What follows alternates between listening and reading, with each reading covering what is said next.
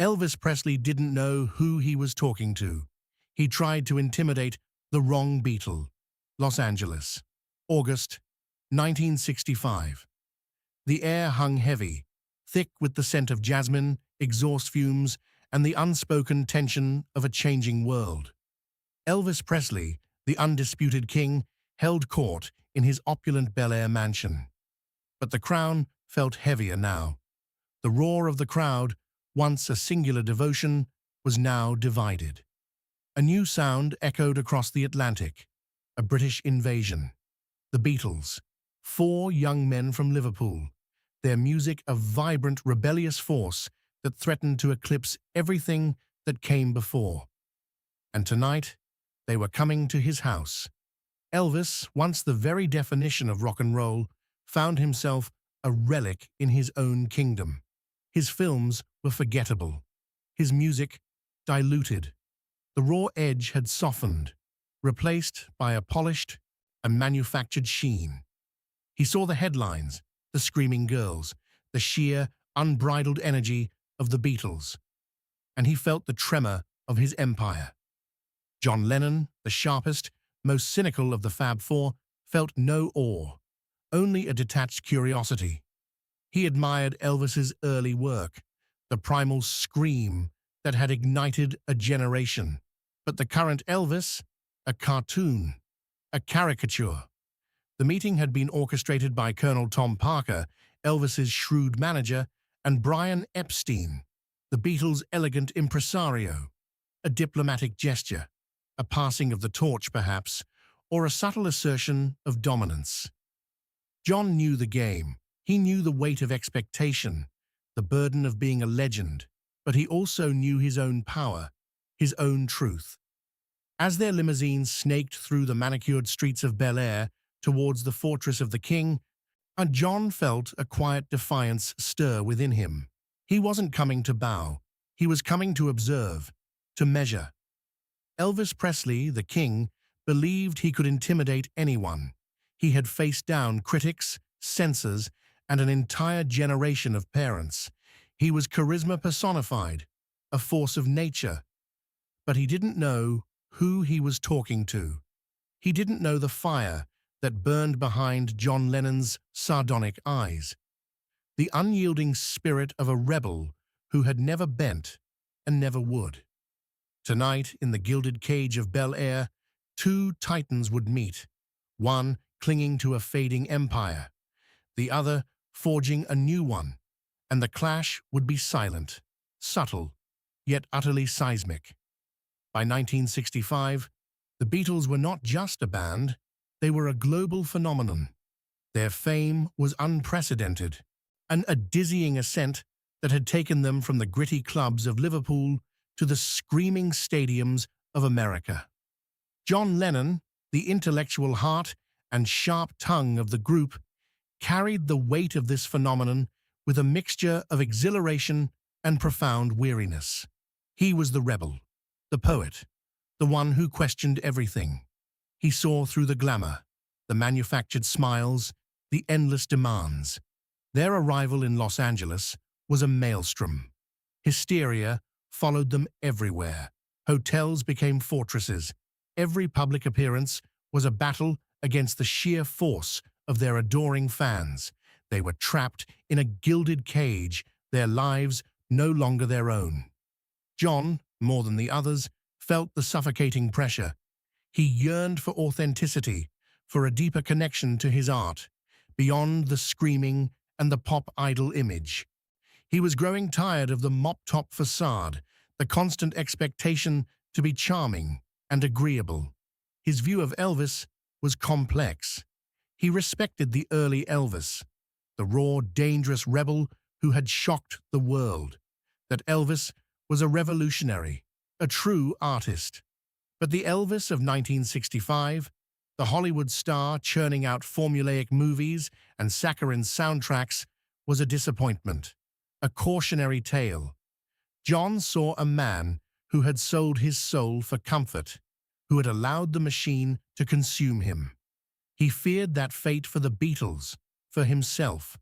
The invitation to meet Elvis was met with a mix of excitement, from Paul, George, and Ringo, and a cynical detachment from John. He knew it was a moment in history, a cultural crossroads, but he also suspected it would be an exercise in awkwardness, a clash of two very different worlds. No, he had no intention of being impressed. He had no intention of being intimidated. He was John Lennon, and he carried his own kingdom within him. Hey, before we continue with this incredible story, I need to give you an important warning. Many subscribers have reported that YouTube has removed their subscriptions without notice. Just take a quick look at the red button below to make sure you're still subscribed to the channel. I don't want you to miss any of the exclusive content that's coming up. And while you're there, leave that powerful like that helps me a lot with the algorithm. Oh, and tell me in the comments, which city are you watching from? I love getting to know every amazing person who is part of this community. Your participation makes all the difference. Let's interact. The limousine pulled up to the imposing gates of Elvis's Bel Air estate, a fortress of high walls and lush foliage designed to keep the world out, or perhaps to keep the king in. The Beatles, accompanied by their entourage, were ushered inside. The mansion was a monument to excess: velvet, gold, heavy furniture, and an almost oppressive silence that felt alien after the constant roar of their own lives. Elvis was waiting, not in a grand reception hall, but in a sunken living room surrounded by his Memphis Mafia, a loyal yet somewhat intimidating group of friends and bodyguards. He was dressed in a dark, impeccably tailored suit, his hair perfectly coiffed, a picture of controlled power. The initial moments were stiff, awkward, handshakes, polite greetings. The air crackled with unspoken expectations. Elvis, the older statesman at the established monarch, observed the young upstarts. The Beatles, in turn, observed their idol, now a man shrouded in his own legend. Paul, ever the diplomat, tried to break the ice, chatting about music, about guitars. George and Ringo, quieter, took it all in. But John remained largely silent, his eyes scanning the room, taking in the opulence, the entourage, the subtle theatricality of it all. He saw a man who had built a wall around himself, a golden cage. Elvis, sensing John's detachment, decided to make his move. He picked up a bass guitar, a gleaming, expensive instrument, and began to play. Not a song, but a series of intricate, almost showy riffs. He was demonstrating his prowess, asserting his musical authority. "You boys play a bit, don't you?" Elvis drawled, his voice smooth, confident, his eyes flicking to John. "But can you really play?" It wasn't a question. It was a challenge, a subtle jab at the Beatles' perceived simplicity, their pop appeal. He was reminding them who the true musician, the true innovator, was. The Memphis Mafia chuckled. The Beatles' entourage shifted uncomfortably. John, however, merely raised an eyebrow, a flicker of amusement in his eyes. He didn't reach for a guitar. He didn't offer a retort. He simply watched, a ghost of a smile playing on his lips. The king had made his first move, and the rebel had barely flinched. The game had begun. Elvis, emboldened by John's apparent lack of response, intensified his efforts. He led them on a tour of his mansion, a carefully curated display of his wealth and power. He showed off his custom-built cars, gleaming chrome and leather, each one a testament to his unparalleled success. He pointed out his extensive collection of firearms, displayed in a glass cabinet, a subtle reminder of his affinity for control, for force. "A man needs to protect his home," Elvis said, his gaze lingering on John, "and his legacy. Don't you agree, Lennon?" It was a veiled threat, a warning, a suggestion that the new guard should respect the old or face the consequences. John, however, remained unimpressed. He nodded politely at the cars, his eyes betraying no awe. He glanced at the guns, a flicker of disdain in his expression. He had seen enough violence, enough aggression, in his own life. He knew true power wasn't in possessions or weapons. The conversation drifted to music, but it was a one-sided affair. Elvis spoke of his early struggles, his groundbreaking performances, his enduring influence. He spoke of real rock and roll, and implying that the Beatles' music was a diluted, commercialized version. "It's different now," Elvis mused, his voice tinged with a nostalgic melancholy, but also a hint of bitterness. "Kids these days, they don't understand the roots, the raw power. They just want the catchy tunes." He was trying to diminish them, to paint them as fleeting pop sensations, lacking the depth and authenticity of his own legend. Paul, ever eager to bridge the gap, tried to engage, to find common ground. George and Ringo offered polite agreements, but John remained the silent observer, his presence a quiet challenge. He knew Elvis was trying to provoke him, to draw him into a verbal sparring match where the king believed he held the advantage, but John refused to play that game. He met Elvis's pointed remarks with a steady gaze, his silence more potent than any retort. He was letting Elvis exhaust himself, reveal his insecurities without ever engaging directly. The tension in the room grew palpable. The Memphis Mafia watched, their faces impassive, but their eyes darting between the two titans. They had never seen anyone resist the king's charm or his intimidation quite like this. Elvis, frustrated by John's unyielding composure, felt his control slipping. His subtle jabs were landing flat. His displays of power were met with quiet indifference. He didn't know how to deal with a man who refused to be impressed, a man who carried his own crown, forged not from gold and velvet, but from raw talent and an unshakable belief in his own truth. The air grew heavy, pregnant with the unspoken confrontation that was about to erupt. The night wore on, and the polite facade slowly crumbling under the weight of unspoken rivalry. The other Beatles had retreated into quieter conversations with members of Elvis's entourage, leaving John and Elvis in a silent, simmering standoff. Elvis, his patience worn thin, decided on a more direct approach. He led John to a corner of the living room, where a jukebox stood, gleaming under a soft light. It was filled with his own records, a shrine to his career. "You know Lennon," Elvis said, his voice dropping, losing its smooth veneer, revealing a hint of raw frustration. "I built this whole thing, rock and roll. I opened the doors for you boys." He turned, his eyes locking onto John's, a desperate plea for acknowledgement, for deference, but also a demand for respect, for submission. "And now you come in here with your long hair and your different sound. You think you're changing the world, but you're just standing on my shoulders." It was the accusation, the core of his resentment, that the Beatles were usurpers, ungrateful heirs to his throne. John met his gaze. The amusement was gone, replaced by a cold, hard clarity. He saw the insecurity beneath the bluster, the fear of being forgotten, but he also saw the arrogance, the refusal to acknowledge the natural evolution of art. He took a slow breath. The room felt utterly silent, the other conversations fading into an indistinct hum. The Memphis Mafia, sensing the shift, had fallen quiet, their eyes fixed on the two men.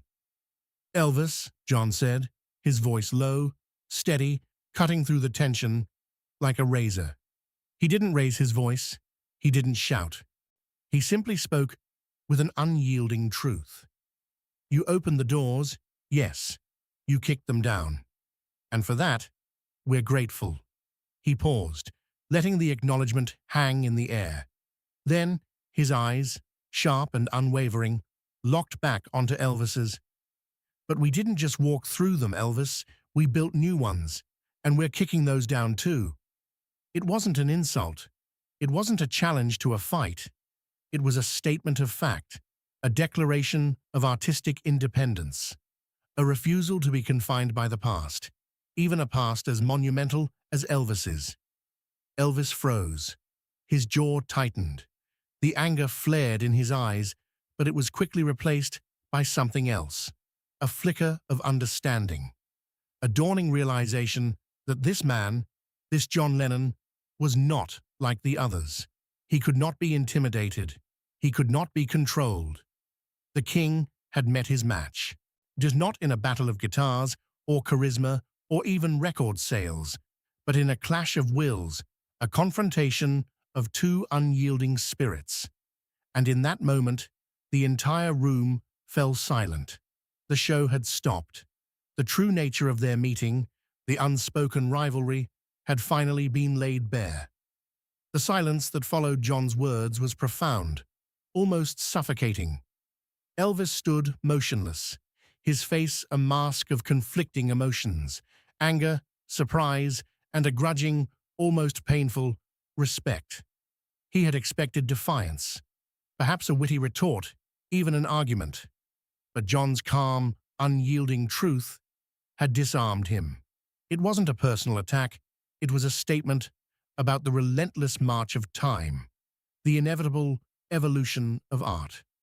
John, having delivered his truth, felt no triumph, only a quiet melancholy.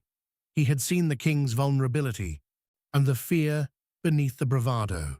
He had seen a reflection of his own potential future, a warning of what fame could do if one lost touch with their authentic self. The tension in the room slowly dissipated, replaced by an awkward, almost somber atmosphere. The other Beatles, sensing the shift, began to gather their things, their faces unreadable. Elvis, after a long moment, finally broke the silence. He offered a curt nod, a gesture of reluctant acknowledgement. "Well," he muttered, his voice hoarse, "I suppose you boys better be going." There were no more attempts at intimidation, no more displays of power. The air had been cleared, but not in a way either man had anticipated. As the Beatles made their farewells, the usual effusive politeness was replaced by a quiet solemnity. John offered Elvis a final, steady look, a look that held both understanding and a silent challenge. The limousine ride back to their hotel was unusually quiet. Paul, George, and Ringo exchanged glances, sensing the profound shift that had occurred. They knew John had stood his ground, had refused to be swayed by the king's aura. For John, the meeting was a revelation. It cemented his belief that true artistry lay in constant evolution, in challenging the past, not clinging to it. It reinforced his disdain for the corporate machine that had diluted Elvis's genius. He saw the path he didn't want to take. For Elvis, the encounter was a bitter pill. He had tried to intimidate the new guard, to assert his fading dominance. Instead, he had been met with an unyielding spirit that refused to be cowed. He had seen his own future, his own potential obsolescence, reflected in John Lennon's defiant eyes. The king had tried to put the rebel in his place, but the rebel had merely shown the king the mirror, and the reflection was unsettling. New York City, December 8, 1980. John Lennon was murdered. His life and his journey of constant evolution tragically cut short. His death plunged the world into grief, but it also cast a new light on his life, his struggles, and his unwavering commitment to artistic truth. Elvis Presley, the king, had died 3 years earlier, in 1977. His final years were marked by declining health, personal struggles, and a lingering sense of isolation. He never fully reclaimed the raw, rebellious spirit that had defined his early career. The story of their meeting in 1965 remains largely a whisper in the annals of rock and roll history, Official accounts often gloss over the tension, focusing on the historical significance. But the true narrative, the clash of wills between two titans, reveals a deeper truth. It was a moment when the old guard met the new, when a fading empire confronted a rising one. Elvis, the original rebel, had become the establishment. John, the new provocateur, refused to be anything but himself. John Lennon, the rebel who refused to be intimidated by the king, carried the lessons of that night with him. It fueled his relentless pursuit of artistic freedom, his disdain for compromise, and his unwavering belief in the power of truth, even when it was uncomfortable. He had seen the cost of losing oneself to the machine, of allowing fame to define one's art, and he vowed never to let that happen to him. The king had tried to intimidate the wrong Beatle. He had tried to assert his fading power over a man who recognized no earthly kings, only the sovereign truth of his own artistic vision. And in that clash, the future of rock and roll was subtly, irrevocably shaped. The torch wasn't passed, it was seized, and new fires were lit. The reign of the king was unfinished, but the rebel's song, born from defiance and truth, would echo forever. The opulent mansion in Bel Air still stands, a monument to a bygone era. The records of their meeting are locked away in archives. But the true story isn't in the documents. It's in the memory of a split second, a defiant gaze, an unyielding truth, and the profound silence that followed as one king met his match. The end. If this story about the clash of legends, the power of artistic integrity, or in the courage to stand your ground moved you, subscribe and hit that like button. Share this with someone who needs to hear that true strength lies not in intimidation, but in unwavering conviction. What moment taught you the most about standing up to power? Tell us in the comments below.